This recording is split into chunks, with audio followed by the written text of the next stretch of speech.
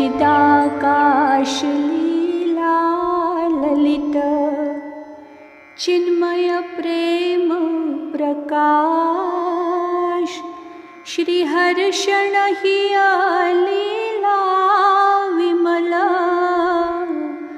रामचरित रसरास श्री गौरदेव आराध्य की अंतःलीला भाष प्रेम प्रदायिनी रस भरी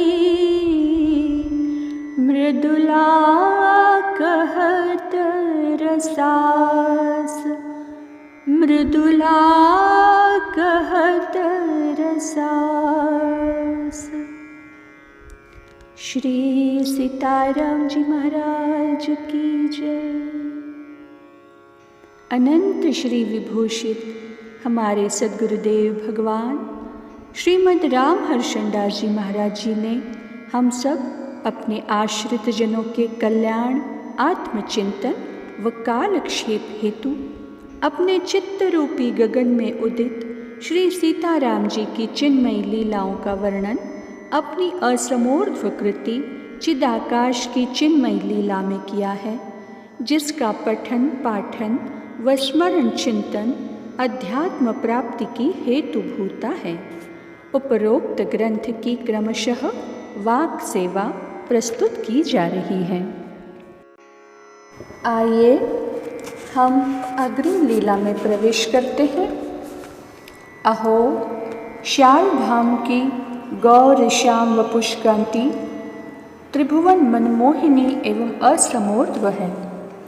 दोनों की देह से क्या अनोखी आभा उत्पन्न होकर निकट प्रांत को श्याम गौर तेज के सम्मिश्रण से तद्रूप बना रही है। पर्यंक पर विराजित युगल कुमार प्रेम के सिंधु को पूर्ण पीकर भी अतृप्ति की अनुभूति करने से प्रतीत हो रहे हैं। ये कौन है, क्या कर रहे हैं, क्यों कर रहे हैं, किसके लिए कर रहे हैं, इनकी इस क्रिया का प्रयोजन क्या है, इत्यादि विचार की धारा का संप्रवेग युगपद दोनों के हृदय का स्पर्श कर अपने में अस्त कर लिया दोनों को। तदनंतर प्रकृति के प्रभाव से दोनों अपने को प्रकृतिस्थ देखकर पूर्व प्रश्न का समाधान पाने के लिए एक दूसरे का मुख देखने लगे।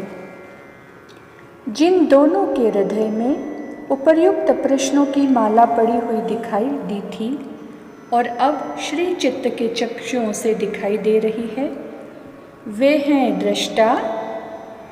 श्याम वपुष ने कहा, दृष्टा किसे कहते हैं? दृश्य का दर्शन करने वाला पुरुष जो अपने को जड़ दृश्य से सर्वथा अतीत विलक्षण चैतन्य धन सहज स्वरूप में स्थित कर अनासक्त और कर्तुभाव से बिना अहम मम के अंतर और बाह्य दृश्यों को मात्र प्रकृति नटी की नर्तन क्रिया को जानता हुआ साक्षी रूप से ज्ञान नेत्र के विषय का ज्ञान रखता है, उसे दृष्टा कहते हैं। गौर वपुष के समाधान पाकर दूसरे प्रश्न का उत्तर पाने की जिज्ञासा ने श्याम वपुष को वरण कर लिया। अच्छा सुने आप, ये दोनों परस्पर परम विशुद्ध प्रेम के लेन देन का व्यापार कर रहे हैं। लाभ में क्षण क्षण होती हुई परिवृद्धि को देख देखकर इन दोनों के मन में लाभ के लोभ को संवहन करने की क्षमता नहीं रह गई है। इसलिए इनका यह धंधा अनवरत अनंत काल तक चलता रहेगा। इसमें कोई विघ्नकारी शक्ति विघ्न उपस्थित नहीं कर सकती। अब तीसरे प्रश्न का समाधान पाने के सुमुत्सुक श्याम वपुष भाई, आप श्रवण करें। गौर वपुष ने कहा, यह व्यापार इन दोनों का इनके स्वरूपगत है, अर्थात आगंतुक नहीं है, अपितु स्वभावजन्य है। जैसे सुधाकर की किरणों में सहज सुधा और शीतलत्व एवं दिवाकर की किरणों में सहज प्रकाश सन्निहित है, अस्तु इनका प्रेम धंधा पवन के स्पंदन के समान चलने में सदा समर्थ रहेगा। कल्पना करें कि ये भी यदि चाहें कि इस प्रेम धंधे को बंद कर दें तो उसी प्रकार असफल रहेंगे जैसे ईख इच्छा करे कि हमारा रस सहज मीठा अब न हो तो वह प्रयत्न करने पर भी असफल ही रहेगा। अब चतुर्थ प्रश्न का उत्तर श्रवण करें आप श्री।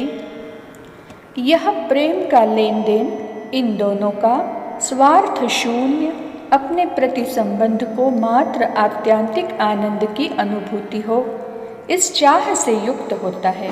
तत्सुख सुखित्वम की भावना से पूर्ण रूपेण भरा होता है। यह अहम और मम के बीच की समाप्ति हो जाने पर अर्थात प्रकृति संबंध से विनिर्मुक्त होने के पश्चात जब आत्मा और परमात्मा का साक्षात संप्रयोग हो जाता है तब वे सहज स्नेही एक दूसरे के सुख संप्राप्ति की इच्छा से युक्त स्वयं को प्रेमास्पद के लिए समझते हैं। आत्मानुरूप क्रिया का सहज संचालन बिना साधन एवं बिना किसी क्रिया के उसी प्रकार होने लगता है जैसे सूर्य के उदय होते ही प्रकाश साम्राज्य का संप्रदर्शन। पांचवी शंका का समाधान यह है कि समुद्र में जैसे ऊर्मियाँ स्वाभाविक उठा करती हैं, वह जानबूझकर अपने किसी प्रयोजन से उन्हें ऊर्ध्व आकाश की ओर नहीं फेंकता, उसका यह स्वरूपगत धर्म है अपने आप लहरों द्वारा बाहर आए हुए सामुद्रिक पदार्थों से, जल से या जल जीवों से या उसके दर्शन से कोई भले लाभ उठा ले, वैसे ही सच्चिदानंदात्मक आत्मा परमात्मा के सिंधु में प्रेम की भाव भरी लहरें परिलसित स्वभावतः होती रहती हैं। किसी प्रयोजन के लिए बुद्धिपूर्वक प्रेम प्रक्रियाओं का प्रदर्शन वह नहीं करता। प्रेमास्पद पर मीन की तरह प्रेम करना प्रेमी का स्वरूपगत धर्म होता है। प्रेमास्पद के सुख के लिए हम उससे प्रेम करें, इस भावना का भी पुट प्रेमी के प्रेम कोश में नहीं रहता। यदि ऐसा नहीं स्वीकार करते तब तो प्रेम तत्व स्वतंत्र नहीं कहा जा सकता। जब चाहे अपनी इच्छा से उसे उत्पन्न कर प्रति संबंधी के साथ लगाया जा सकता है, मानना पड़ेगा। अस्तु प्रेम किसी गुण व प्रयोजन से प्रेमास्पद के प्रति नहीं होता, वह अनन्य प्रयोजन वाला स्वरूपतः होता है। हाँ, यह बात और है कि प्रेमी के हृदय में स्वसुख शून्यता, तत्सुख सुखित्वम की भावना और अपने कायिक, वाचिक, मानसिक चेष्टाओं से प्रेमास्पद को सुखी करने की इच्छा सन्निहित रहती है। अपने से कोई भी प्रेमियों के प्रेम प्रकाश से प्रकाशित हो जाए और परमार्थ का शोधन कर ले तो बात और है। प्रेमी मात्र प्रेम के अन्न का भूखा रहता है, जब देखो तब उसका पेट पीठ से चिपका रहता है। अहो, ये संशय प्रश्न के पौधे तो हम दोनों के हृदय मंदिर में जमे थे, किंतु उन्हें उखाड़ने के प्रयास में अग्रसर गौर वपुष हो गया। अतः श्याम वपुष से वह चाहता है कि उक्त शंकाओं का समाधान कोई अन्य हो तो उसे श्याम श्री स्वयं श्रीमुख से प्रति संबंधी को सुनाने की कृपा करें। गौर श्री का किया हुआ समाधान सर्वमान्य शास्त्रोचित है। श्याम को अच्छा लगा। इन दोनों व्यक्तियों के व्यापार से हम दोनों परिचित हो गए। जब श्याम गौर में अभिन्न एकत्व है, तब गौर का किया हुआ समाधान श्याम ही का किया हुआ है कि नहीं? अवश्य अवश्य पूर्ण रूपेण श्याम से समाधानित शब्दों का ही प्रयोग हो रहा था गौर मुख से, जानते हुए व्यवहार प्रक्रिया की शुद्धता के लिए समाधान सुनने की जिज्ञासा का मात्र प्रयोजन था। साथ ही अहम का शिर न उठने की औषधि भी तो है यही। श्याम वपुष, गौर वपुष एक दूसरे की ओर मंद मुस्कान के साथ चित्तापहारी दृष्टि निक्षेप कर अपने को संभाल न सके, परस्पर लिपटकर एक हो गए। इस प्रकार दोनों की प्रेम लीला विलंब तक चलती रही। अंत में आलस्य के बार बार कहने से दोनों 63 के अंक की भांति पर्यंक पर सो गए। इस प्रकार श्याम गौर वपु वाले अभिन्न दो प्रेमियों की प्रेम कहानी पति मुख से श्रवण कर सिद्ध जी प्रेम विभोर हो गई। पुनः प्रकृतिस्थ होने पर राम कथामृत पान करने के लिए उनके कर्ण ललचाकर पाणी पंकजों को माध्यम बनाए और उनकी सहायता से अपने मनोरथ को सिद्ध हुआ जानकर परम प्रसन्न हो गए। आज की लीला को वाणी यही विराम देती है।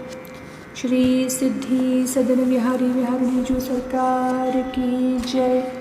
श्री लाडली लाल की जय।